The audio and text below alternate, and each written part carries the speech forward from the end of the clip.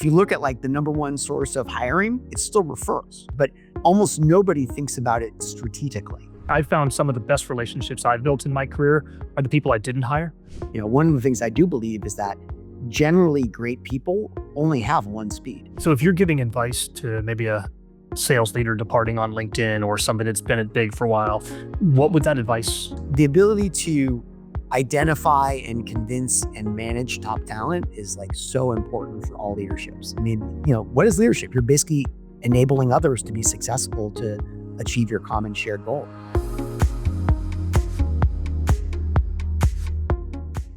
Welcome to Whispered Hiring, the podcast where we talk with senior leaders about how they find, vet, attract, and grow go-to-market talent. I'm Andy Mowat, founder at Whispered. Today, I'm joined by Brian Frank. Brian's one of the top operational go-to-market leaders I know. He's led RevOps at LinkedIn for 10 years and grew and mentored a number of the top RevOps people in the Valley today. After LinkedIn, Brian was COO at Cameo and is an advisor to many great companies. Brian is now focused on investing at Permanent Capital, where he works with a group of partners. They're all former operating partners in go-to-market. They invest at the Series A and really help accelerate the go-to-market motion for the companies they invest in. Brian, it's great to have you here. Thanks, dude. Stoked to be here. It's one of my my favorite things. One is RevOps, passionate about it, and the other is recruiting. So I know I knew about you for years before we met, and I had so much fun meeting. I'm excited we talked a lot at our coffee about how you thought about recruiting. So I'm really excited to go deep on it today. Yeah, let's do it. Yeah, maybe kick it off with just, I'd love to get your philosophy and kind of how you formed at LinkedIn that we talked about, and then we can go deep into the different stages of recruiting. Yeah, maybe I'll start off a little bit thinking like go in the back of the Wayback Machine. So, it's like, as we talked about before, Andy, I didn't start off my career in RevOps. Didn't start off my career in sales. I actually started off my career as a lawyer. And then I went into finance, and then I went into sales. And when I had my first sales job, I think that was the first time I ever actually recruited a salesperson to actually like work on my team. And maybe the first time I'd actually, I remember working with a lot of recruiters. I'm sure I did other contacts, but I really have a strong memory of that because I remember how painful that process was. I felt like so helpless. I was waiting for this recruiter to post jobs. He would send me these resumes that came through. They were not great or terrible. I was often like, why are you even sending these to me? Right. Yeah. I later learned it's because if you set the expectations really low, later when you come out with someone who's better, it's like, oh my God, yes. So it was a tactic, but at the time, that is interesting because I've heard a number of other recruiters say, I'm going to show you the candidates you can't get. And then I'll tell you why you can't get them. And then when I bring them, they'll be there. So it's interesting to hear all the different ways and the way to do it. Yeah, I mean, that's how this guy did it, and clever. And so it was just really, really frustrating. And I remember thinking, Matt, there has to be a better way than this. The other thing I remember is like as you look through dozens of people who just seem, you start getting glazed over because they seem similar. You start trying like, how do I distinguish? How do I distinguish? And this concept of referrals comes up, which has like really been this like crazy thing in my mind that gets so overweighted for the wrong reason. I would like take these referrals from, somebody in engineering's cousin's ex-wife or something. And like, they would show up in these meetings with like no real clear connection other than the fact that they knew somebody who knew somebody. And, somehow we would replace this lack of correlation to the requirements of the job with this fact that they knew somebody and therefore they were good or better or more reliable or you had more confidence in hiring them. And I believe that that's the reason why today, if you look at like the number one source of hiring, it's still referrals. Right? We like use referrals as this way of like that, but almost nobody thinks about it strategically. It's just like, who do you know? And they send me people, and then it's just another pipeline input into your sourcing process. And it's such a great opportunity to use it, but it's also just like so wildly abused in so many ways. I find it to be amusing. But I remember this early phase, I was so frustrated with this lack of recruiting. And when I went into LinkedIn, so I left my former company, I went and started the sales team at LinkedIn. And, for the first time, someone gave me a license to LinkedIn Recruiter. And for anyone who doesn't know what LinkedIn Recruiter is, it is the product that every recruiting professional in B2B uses on the planet, pretty much. It's like the go-to product. And I could start like looking at all these people and like literally my eyes opened to two things. Not just to the importance of recruiting to the hiring manager, but also just like this is how it works. And this is how you reach out. And this is how you find people. And this is how you start sourcing this process. And so ever since then, I've just been incredibly passionate about how recruiting can change the trajectory of a hiring manager's career. I love that. Maybe I think we've talked a little bit, but I'd love you to talk about how you get prepared for the hire before you do it. Because like you, I've seen so many people get lazy, which is they don't bother writing a JD. They just start pinging people and saying, "Hey, who do you know?" I talked to a company the other day where they were like, "Hey, we just use ChatGPT to write 5 JDs. We don't really know what the job is, but we figure we'll just start interviewing people and figure it out." And I'm like, "Oh!" And I think you've spent a lot of time thinking about how do you get prepared to interview. Then what do you need to do before you start the process? Yeah, I think of recruiting is 5 stages. And the first stage is planning. Right. And so Um, that's my Myers-Briggs characteristic. I'm a planner. And so like I always thinking about like how do we sort of set everything up for success later. Um, the job description actually for me comes later. It doesn't come until after the intake calibration, which is the next phase. In the planning phase, I like to understand like why do we actually need to hire this person? Mhm. Why, justify the hire, make sure it's needed. Number one. Number two is like, what's their scope? Who's their manager? How much are they making? What's their title? Where are they located? All the basics that you have to be able to answer as a hiring manager, like they have to be there for the recruiting team to be able to execute on, right? So you need to know that. You also need to know their start date and you need to know their interview team, like who's on the interview. If you just know all these things ahead of time, which are all questions that the hiring manager knows, uh, that pretty much can satisfy planning. The only thing that's hard to get is comp. Comp, you do need to get some benchmarking and talk to people and understand like what's the amount that I should expect to pay for this role, both in terms of base variable and equity.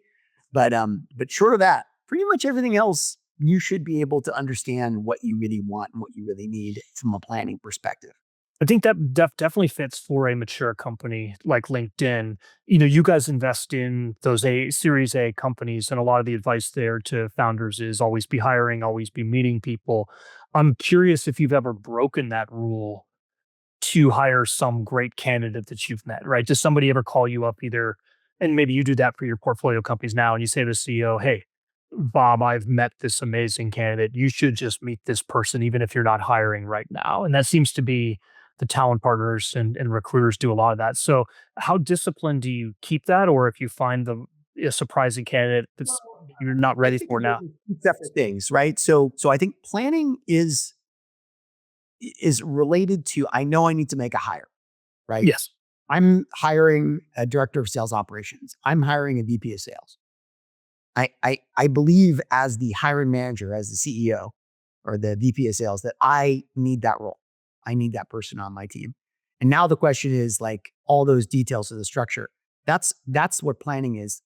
What I think you're referring to is just more of like kind of I would call it a building pipeline, right? And sort of like meeting people, understanding who's in the market, who's available, what's out there. I think that's a very valuable thing because you do run into those really exceptional people. And that goes back to this concept once again, we were just talking about referrals, right? People know each other differently, right?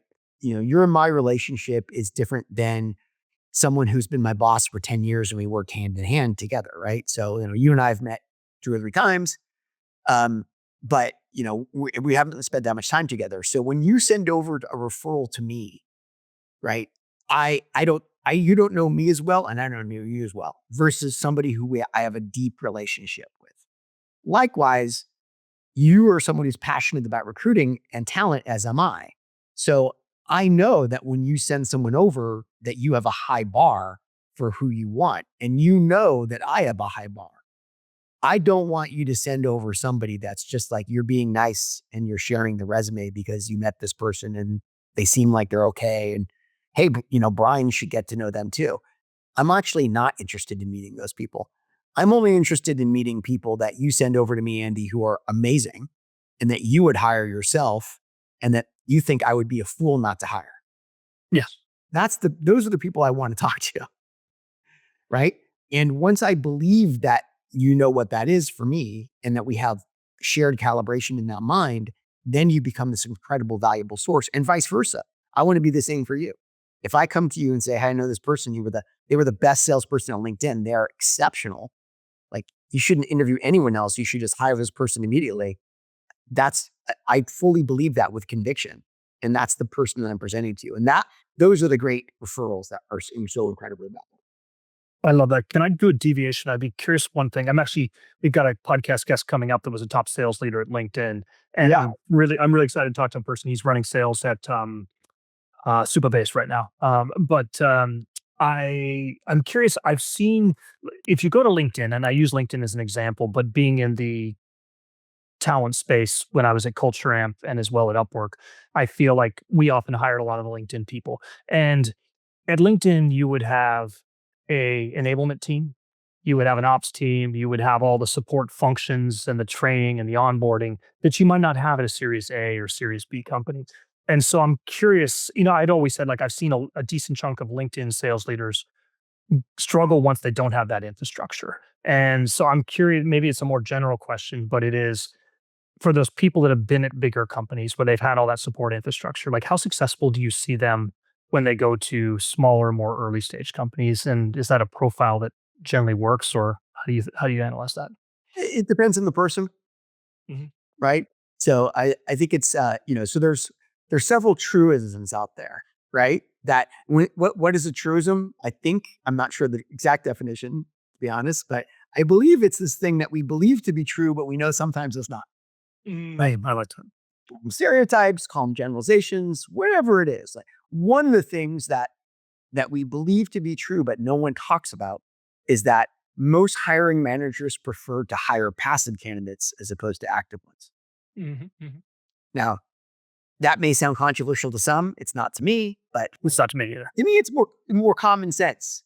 You assume that the best candidates already have a job, aren't looking for a job. Now we know that's not fully true. Sometimes it's the exact opposite. But the reality is, on the average, on the general, in the majority case, we believe that that's true, and that's why hiring managers want to go after passive. That's one of the reasons why hiring managers sometimes go after passive candidates. It's also true that some people, are going to thrive in an environment where a lot of other stuff is done for them and they can only focus on one thing they have to do, and where others need, are better in chaos. And there's no question. I used to tell the junior salespeople, I ran all the SD and the college graduate programs at LinkedIn for a long time, and I would tell the new SDs always, like, if you can't be successful in sales at LinkedIn, you probably shouldn't be in sales. Yeah. Because yes, we gave a lot. I mean, it's like a amazing product and it's super disruptive, and some might call it monopolistic, and it's you know it's a dominant tool, and we try to do everything we can to make the salespeople's life easy and to basically help them close business. Um, and so yes, if you grew up in that culture and that's all you know, and you think that that's the way it is in a Series A startup, you're going to be sadly mistaken. So, but then I've also seen people who are just very flexible and they love this concept of like scrapping and building and doing it themselves. And they came from the LinkedIn, experience, and they've done incredibly well in startups. We've had LinkedIn has a great ecosystem of startup founders. So In assessing that, when you're interviewing talent, how do you figure out the ones that can step off into the deep end without the support and the floaties and things like that? What questions do you ask to understand that? that's a great question, right? So, and assessing the talent that you're looking for. So like first of all, I would start with this concept of like, what is the skill I'm looking for?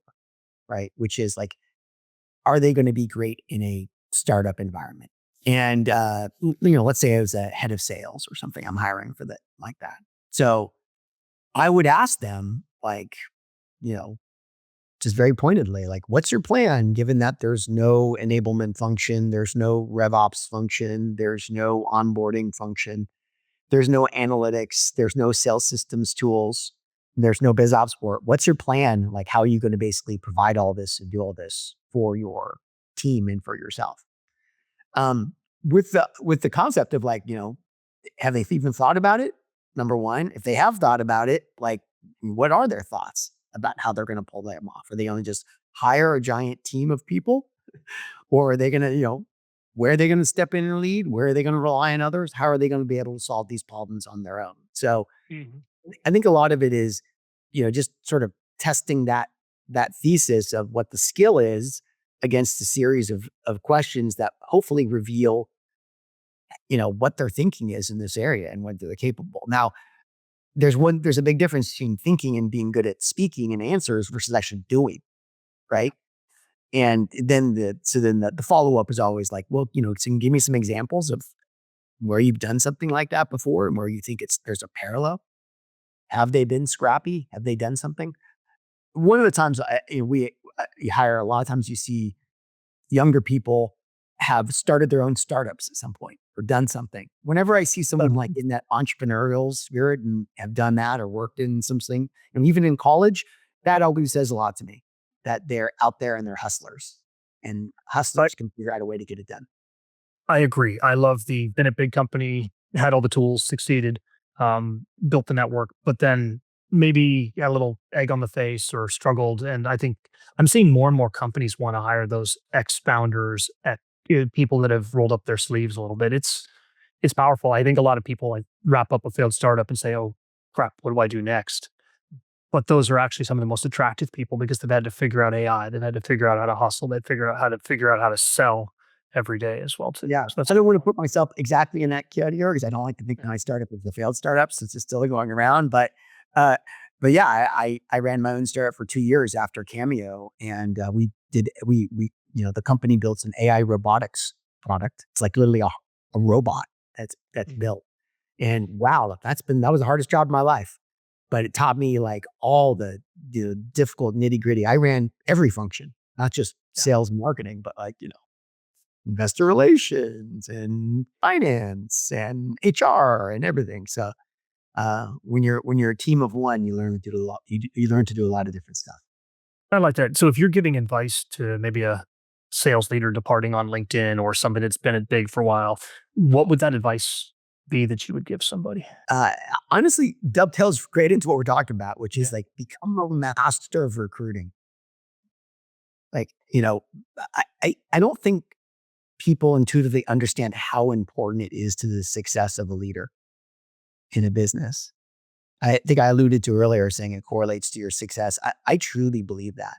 I believe that if you are a great hirer, you can survive even if you're a crappy manager or crappy at your regular job because the ability to identify and convince and manage top talent is like so important for all leaderships. I mean, what is leadership? You're basically enabling others to be successful to achieve your common shared goal.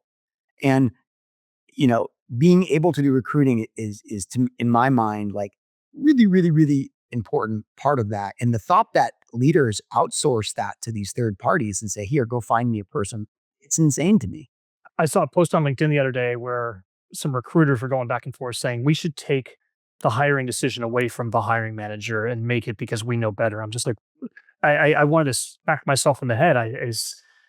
Maybe at the junior IC role where it's so repetitive and recruiters are just running them over and over and over again. But at the senior levels, I agree with you. If you outsource that, it's Yeah, I don't know. I mean, listen, they're just like people recruit. There's all types of recruiters. There's some recruiters who are incredibly great hires and smart and capable, and I would love for them to hire every one of my people.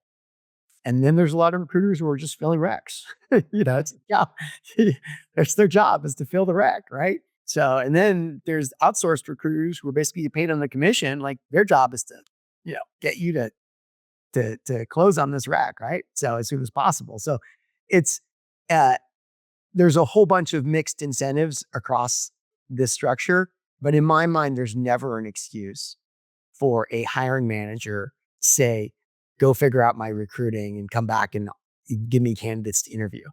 It's like, if you're involved in the planning, in the intake and the sourcing, not just in the interviews and the closing process, you're not doing your job. I couldn't agree more. Talk to me a little bit. You get a lot of thoughts around how do you calibrate and get ready for that process? Like maybe go a little bit deeper in how you approach calibration. Planning, and then there's this concept, intake. So intake is traditionally where the recruiter sits down with the hiring manager, ask them a bunch of questions, which you still need to do. Um, at that point, the recruiter has to take that information and turn them into two things. One is they have to turn them into sourceable data, because at the end of the day, these things are Boolean operator driven, now AI driven, but still you have to have the right way of structuring the query, the statement to the AI, whatever it is, to get the right results back that basically are going to get things. So you have to structure the data in a way that's helpful to source and also to evaluate. Because I like to have the same concept of like, let's have a structured evaluation process where we can basically say, this is an element that we're going to evaluate, and we believe that this candidate basically stacks up against those criteria with this type of measurable score. So I'm one of the believers in this concept of a score. And what I like to do is I like to take all that input, that intake, build it into a set of evaluation criteria. I use one, I've actually published it on LinkedIn. It's one of my earlier posts called the talent target. But basically it takes four elements. It's skills, experience, references, and X factor. Those are my 4 different categories. And I break all the sort of elements of these individuals into those types of elements. And then I say, okay, what does the absolute perfect person look like? The perfect tens across the board, right? Like, what would they look like? And if we could imagine them, this is maybe back to your thing you said about like why you can't hire the best person or whatever. But what is the as they say in recruiting, the purple squirrel look like? Unicorn that you have to hire. And then you have this meeting where you basically have the recruiter run it. You take 20 profiles that are like roughly sourced in this thing. You get the interview candidates, you see the interview panels there and the hiring manager there. And you spend an hour and you literally just go through each profile against those criteria. And you say, what do you think this person is? What do you think this person is? What do you think this person is? Just with respect to the stuff that you can discern off of their LinkedIn profile or resume or whatever. I use LinkedIn profiles because it's just easier. But at the end of the day, what you're trying to do is you're trying to do, one, are you all scoring the same, right? If the hiring manager keeps saying that this person is a 6 and everyone else says they're 8, like what's going on, right? In terms of like how they're evaluating the people. 2 is you're trying to figure out like the interview panel should know like what's their job later. Their job is not to restate the obvious. Their job is to align or not align with the recommendations from the recruiter and the hiring manager, and to assess skills that the hiring manager and the recruiter could not assess because they have unique skill and knowledge in some area that those two people couldn't assess. But nothing worse than getting feedback from a hiring manager, which is like, well, they seem junior. Well, like I can read that junior. Obviously, I brought them in anyways, and I didn't care that they were junior, right? But we agreed in our calibration meeting that it was okay to get a junior person if they were exceptional. Yeah. So like, don't tell me they're junior. Tell me whether or not they're exceptional. On the exceptional and X factors, I'll definitely link to your article when we publish this. I'd love to do that. But I'd love to have you just maybe talk about what is X factor for you for a couple minutes. I think it's a catch-all. But usually it's that thing about the person that sort of goes like, wow, that's really interesting. Oftentimes it's another experience for me, right? So for example, I interviewed this guy one time, and that's how I actually got my tagline on LinkedIn. I'll tell the quick story. So got a referral from Jeff Weiner. Jeff has only sent me 2 referrals ever, right? He and I share a bar for assessing talent. I knew if it came from Jeff, it was great. And I had like I was hiring for sales ops or some role in like that. And the guy came through and he was an ex a lieutenant colonel in the Navy SEALs. He was a Navy SEAL commander. And he was the one who briefed like Obama on all the missions, like, that SEAL Team 6 mission to get Osama bin Laden. And came in and he's like, like I'm leaving the military. I'm looking for a job and I'm interested in operations. And I said, well, I'm thinking that your operations and my operations are pretty different. What are operations to you? And he said, operations are turning vision into reality. Hmm. And I said, that is what I do. I like that. So we had a great interview. Sad, the bad part of the story, I didn't hire him. He ended up becoming a venture partner at another place. So he's had a great successful career since then. But um, what stood out for me was like you could tell this guy like that was just like this really really unusual exceptional thing, right? And so when I talk about like what's like that weird X factors, like were they a Navy SEAL? That's unusual. That's this thing that they're bringing to the world, bringing to us. So it's another career. It's some amazing accomplishment that they've had. It could be, some skill that's very unusual that allows you to do something, but it's whatever it is that sort of like, wow, that really makes this person stand out in my mind as different and can Mhm. add more value in this space. Maybe it's their background, whatever it is that's there. That's the X factor to me. Are you hiring people that don't have any X factor? Could you be a 10 out of 10 on skills, experience, and references and a little bit vanilla and still get hired by Brian? All the time. All the time. Yeah. Yeah. This is not like a must have all 10 out of 10 kind of thing. As we said, that's the purple squirrel. What we're trying to do is like, what's the hireable thing? So the other part of the calibration that's good is that we know that we're not looking for 10 out of 10. If we find 10 out of 10, amazing. But like the reality is like, we're okay with 8 out of 10. Generally, in my skill, when you find that two things come up in the process. Number one is that perfect is not necessary to be able to hire. And number two, um, people generally fall into a couple of different, I would call them sort of archetypes, right? There's the people who are like the really experienced, been doing it a long time kind of folks. And then there's the up and comer, like future star folks. And the question is, there's twofold. One is like, and this is an important note, for the recruiter, I think, in this process, but also for the hiring manager to be aware of, like, what kind of person does this leader need to hire, and what kind of person does this leader manage best? If Mhm. you're a very senior leader, if you're Satya Nadella at Microsoft, it doesn't make any sense to hire a future star. He has like 20 direct reports or something. He doesn't have time to mentor and develop somebody. He needs a bunch of like superstar experienced people. But a lot of Series A companies would be better off hiring a future star who's young and hungry and really wants to basically be able to achieve this thing. I think you also may, as a leader, want a portfolio too, right? If you have all rising stars and you've got to mentor them all, you're doing all the pattern recognition. But if you have a team of leaders underneath you that are all working together, you can take one or two that maybe are rising stars. I do feel like this up and comers, particularly these early rounds that you invest in, are very attractive to companies right now. It feels like they're steering more towards builders, people that get their hands dirty or pulling their own data with SQL versus managers. And I'm curious if you see that in the market where your companies are steering For sure. more and more towards the up and comers. Yeah, I think it's always been a preference of the person who's the leader and who they want to hire and who they do well on their team. I mean, I tend to push more of the up and comer. I like to see people being put in their biggest job ever and pushed, with that challenge.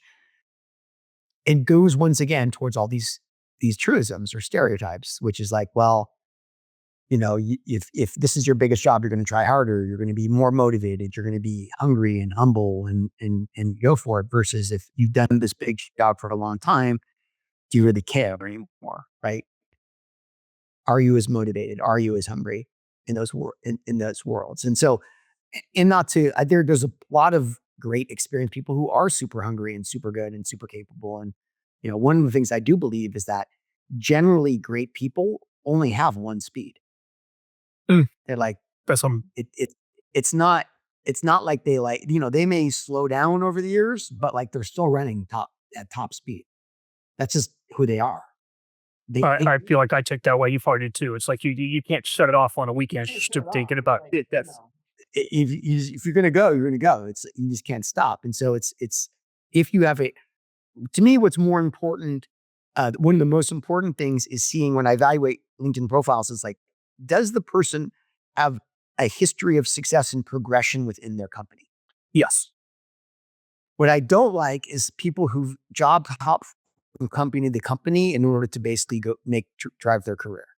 So, they start off as an AE and then they go someplace to be a manager and then they go someplace to be a director. And then, 6 years later, they're a VP somewhere. All they've just been doing is shopping their career. That may be a very efficient way of growing your career from a candidate perspective. But what it says to me is that they're really good at self-promotion and selling themselves. I have no idea what they're actually good at their job because none of the companies they worked at never got a chance to invest in them and actually see if they could. We see a lot of people at Whisper that say, "Hey, I want to move to the next thing," and I'm like, the way, and I need to make a career pivot. I'm like, the best way to make a pivot is in your current company with a manager that believes in you, because you can go from running sales to running marketing in a company much easier than you can try to pitch that outside. And I think a lot of people are like, oh, I know. And then you dig a little bit deeper and it's like they're not getting along with their manager. They're not, and there's reasons behind it. But I'm with you. I think a lot of people do. I love seeing that test and push yourself at each different place. Yeah. Yeah. When I see someone who started off as an SD and now they're a director of sales somewhere it could be at Oracle, you know, and there's no saying to Oracle. So it's like, it's a pretty old school company. But when I see that, I'm impressed. It's hard to work your way up through that machine. You have to persevere. You have to tolerate a bunch of shit and you have to be good. True, true. Um, do you stay in touch with those people like that Navy SEAL guy? I found some of the best relationships I've built in my career are the people I didn't hire. Do you stay in touch with interesting people that have made impressions upon you, even if they weren't the one you picked? All the time. Yes, all the time. Yeah, his name is John Rodella. He's fantastic. I speak to a lot of people in my pipeline who've become like good friends. Actually, I have some really great friends who are in sales ops. One of the guys who's like is amazing sales ops leader. His name is Jake Offwagen, and he's the guy I tried to recruit like 5 times, and I think we made him 2 or 3 offers along the way. But he's a fantastic leader, and I did hire him actually for a couple other companies I work for too. So I think a lot of people don't realize that, right? People think like it's a transaction. I didn't get the job. Brian's done, but I've made some great. I mean, Eric Jang at Zoom, like spent 3 hours with me one time talking to me about my career, and it's like you give and you get back, and it's amazing. Like I had a guy I interviewed to run all of GTM analytics. He came in number two, but he was so persistent I ended up hiring him to run MOPS, right? And it's like you can do those things. I think a lot of people miss out on the candidates. We're talking about it from the hiring manager side, but on the candidate side, there are real opportunities to build real relationships with people that might not say yes to you, but that's okay if you approach it in the right way and with the right maturity. and even yeah, I've even had candidates that we've said no to, but I Yeah. still maintain a relationship with them. Oh, those are good. No, So I exactly do those as well too. And it's like people had a chance to meet you and get to know you, and they may have missed out if they didn't take that. yeah, I feel like we've covered kind of intake and calibration a little bit and sourcing. Should we shift over to kind of how you interview and analyze when you get someone in front of you, Brian? sure. So there's a couple of interviews. So I like the recruiter to sort of, I would say, validate the core assumptions of the profile and of the company. And what do I mean with that? Like, do they actually live in Colorado? Right? What is their job? Where are they working now? I mean, there's a lot of things that, as you know, the LinkedIn profiles are not exactly synonymous with truth. And so you can get closer to the truth, hopefully, by asking questions and getting a sense of like, what's there. So I like to validate remember, everything is based off this concept of like, we assume, I'm only talking to people that hit a high enough score on my assessment that I did in the calibration activity to actually want to talk to them. And then I'll basically, after that, I'll start, once I start having those interviews, then I'm assessing, once again, validating those criteria. If everything is good and they check off in terms of like it's accurate, and the things that you need to actually assess in human form that you can't, like communication. You might want someone who's a communicator. Very difficult to assess that with it from a LinkedIn profile.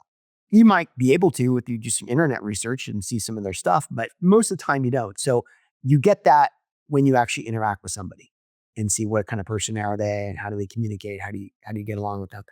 But so the recruiter does this assessment, then they'll turn over to the hiring manager. And the hiring manager's job is to basically test them about like what would they do in the job. The hiring manager shouldn't have to walk through their career again, right? Because that's already getting mobile recruiter to basically validate that everything happened that we thought happened.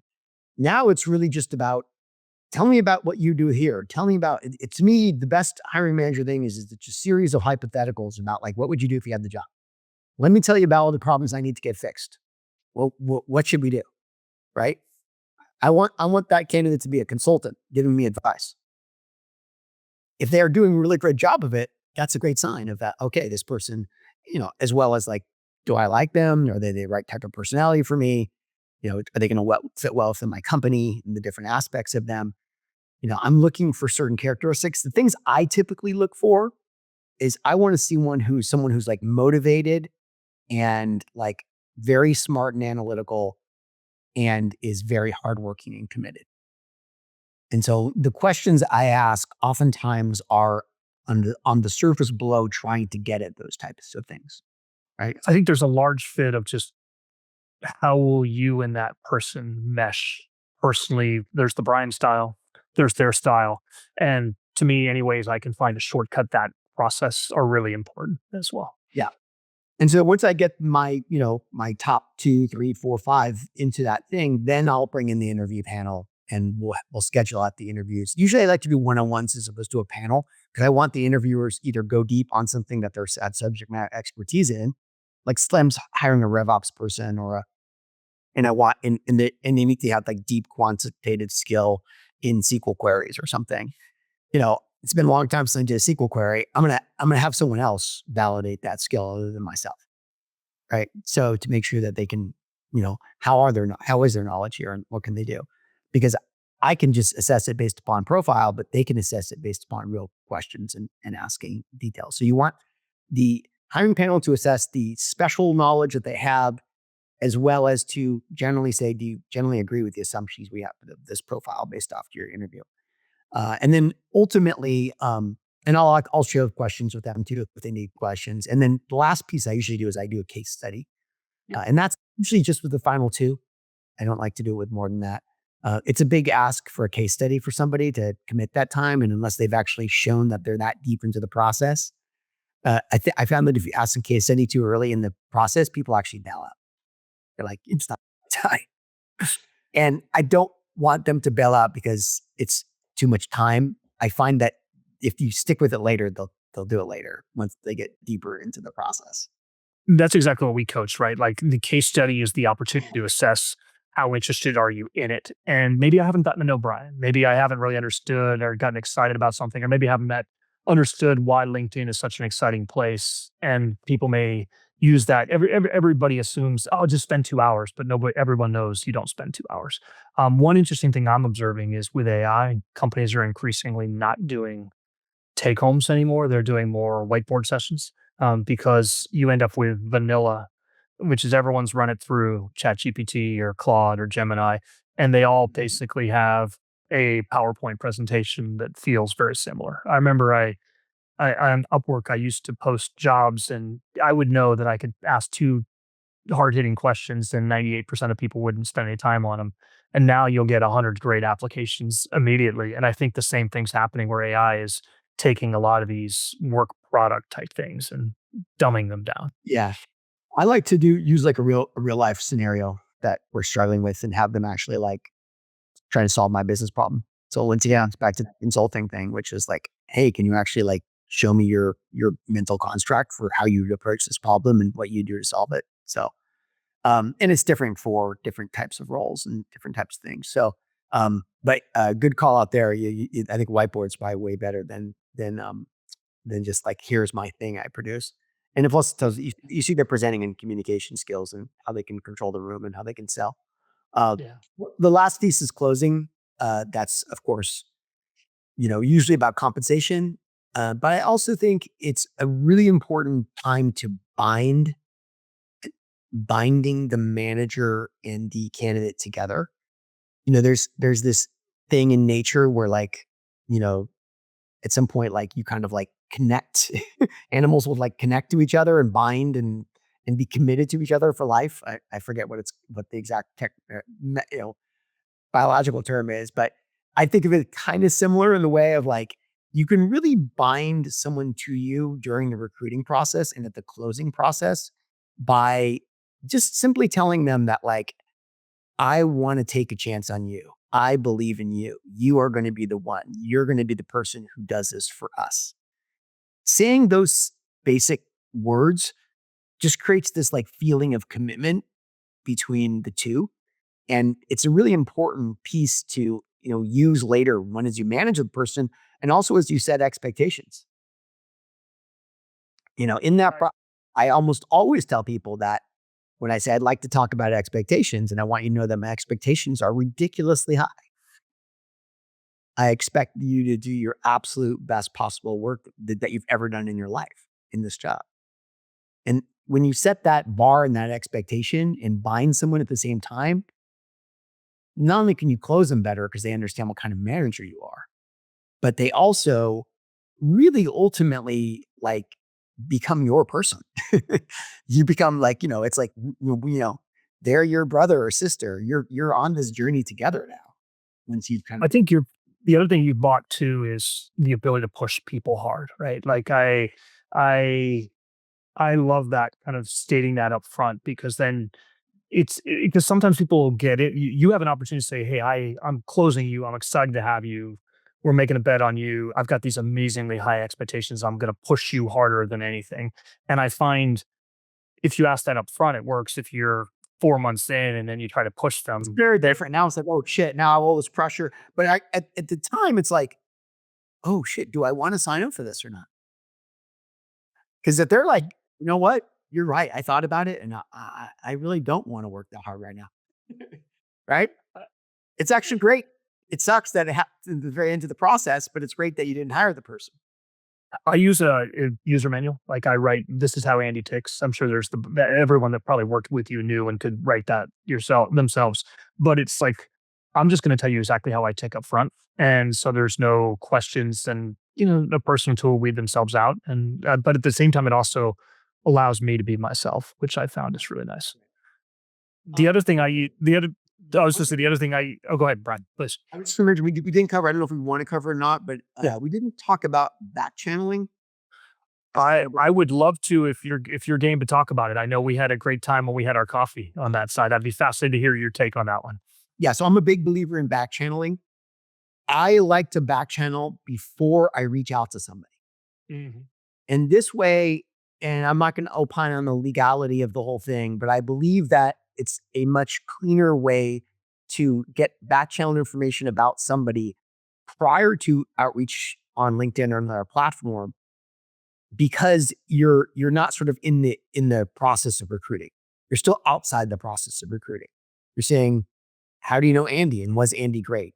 Now, if you have somebody that you really know well who knows that person, that's gold. And you need to automatically back channel that. But oftentimes I'll actually back channel into the company. It's always a former company, never at the current company because I don't want to create issues there.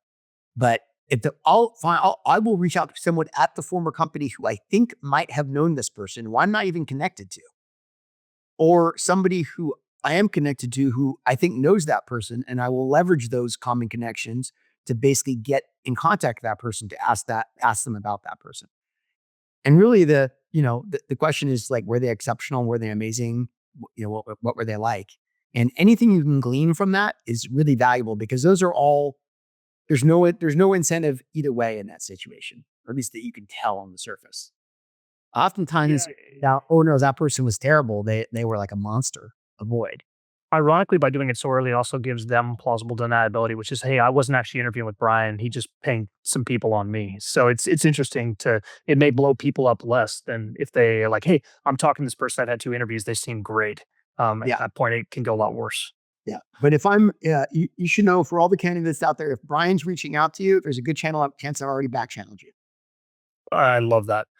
Well, Brian, we could probably spend another hour on this. Thank you for sharing these insights. I think it's fun to hear how somebody who's lived and breathed hiring for so many years at LinkedIn and then beyond thinks about it. So I appreciate the time. Thank you, Andy. Yeah, I appreciate the opportunity to be on your show, and good luck with Whispered. It seems to be a great product. Thank you, Brian. Have a great day.